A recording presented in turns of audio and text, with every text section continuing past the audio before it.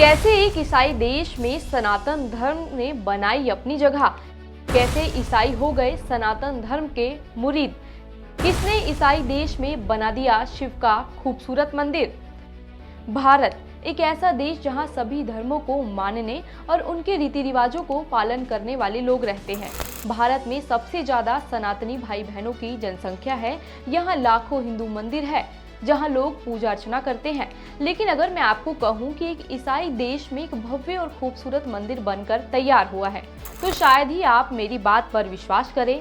जिस देश में कुछ लाखों की जनसंख्या है, जिसमें से ज्यादातर लोग या तो ईसाई धर्म का पालन करते हैं या फिर नास्तिक की श्रेणी में आते हैं, ऐसे देश में भगवान शिव के एक भक्त ने वो कर दिखाया जो शायद संभव ही नहीं था। अपनी भक्ति और सनातन धर्म के प्रति अपने विश्वास के दम पर एक भक्त ने ईसाई देश की धरती पर एक खूबसूरत मंदिर बनवा दिया। चलिए जानते हैं इसके बारे में, बस आप यूं ही देखते रहिए द कर्मा।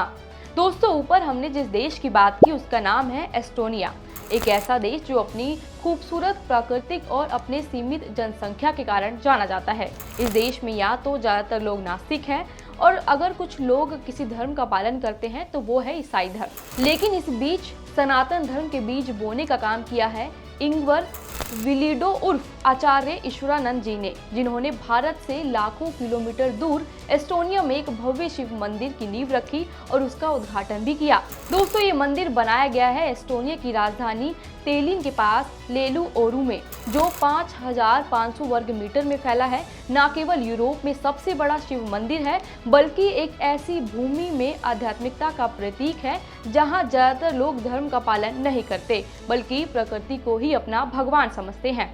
एस्टोनिया में जन्मे विलिंडो ने सत्य की खोज में सनातन धर्म और योग के बारे में गहराई से स्टडी की। उन्होंने सनातन धर्म के सिद्धांतों को आत्मसात किया और एक ऐसी जगह बनाने का सपना देखा जहां हर व्यक्ति, चाहे वह किसी भी धर्म जाति का हो, ईश्वर से जुड़ सके।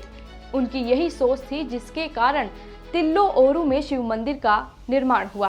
10 जून 2024 को तिल्ले ओरू का शिव मंदिर का निर्माण शुरू हुआ। दोस्तों, इसका निर्माण आसान नहीं था। इसके लिए गहन योजना बनाई गई, अंतर्राष्ट्रीय सहयोग और प्राचीन भारतीय वास्तुशास्त्र के सिद्धांतों का पालन करना पड़ा। मंदिरों का डिजाइन भी तमिलनाडु के प्रसिद्ध वास्तुकार शिल्पकारों ने किया, जिनका नाम आप इस समय स्क्रीन पर देख सकते हैं। इन दोनों के आगम शैली शास्त्र के अनुसार मंदिर का निर्माण करवाया, जो हिंदू मंदिरों का डिजाइन और प्राण प्रतिष्ठा के लिए पवित्र नियम निर्धारित करता है। 5500 वर्ग मीटर में फैला यह मंदिर परिसर अपने प्राकृतिक परिवेश के कारण और ज्यादा खूबसूरत लगता है। इसका मुख्य मंदिर फ्लावर ऑफ लाइन नामक पवित्र ज्यामिति पैटर्न पर बना है, जिसके बारे में माना जाता है कि यह आध्यात्मिक ऊर्जा को बढ़ाता है। दोस्तों, इस मंदिर परिसर में माता ब्रह्मनायगी, श्री गणपति, श्री बाल मुरुगन, सप्त ऋषि, नवनाथ और 18 सिद्ध और नवग्रहों को समर्पित मंदिर भी बनाए गए हैं। इस शिव मंदिर की वास्तुकला भव्यता और सादगी का अनूठा मिश्रण है। इसके ऊंचे गोपुरम और नक्काशीदार स्तंभ दक्षिण भारत के मंदिरों की याद दिलाते हैं, जबकि आसपास का हरा भरा इलाका इसे एक खूबसूरत आकार देता है।